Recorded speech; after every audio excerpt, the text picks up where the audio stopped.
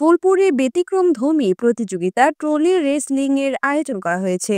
মোহাম্মদ নুরুজ্জামান সরকার বকুল, ময়মনসিংহ জেলা প্রতিনিধির পাঠানো তথ্য ভিডিও নিয়ে সাদেরফিন ভাবনার প্রতিবেদনে দেখুন বিস্তারিত।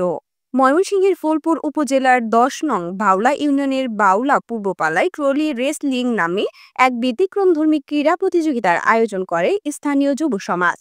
আজ ২২ মে বৃহস্পতিবার দুপুরে বিভিন্ন এলাকা থেকে ইঞ্জিন চালিত ট্রলি নিয়ে ড্রাইভারগণ প্রতিযোগিতায় নাম এন্ট্রি করে অংশগ্রহণ করেন।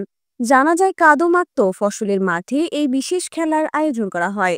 এতে যে অন্য ট্রলিকে পরাস্ত করে সবার আগে নির্ধারিত সীমায় পৌঁছাতে পারবে সে বিজয়ী হবে। খেলাটি উপভোগ করে পুরস্কার বিতরণ করেন স্থানীয় রাজনৈতিক নেতৃবৃন্দ, জনপ্রতিনিধি ও আয়োজক যুব সমাজের সদস্যগণ।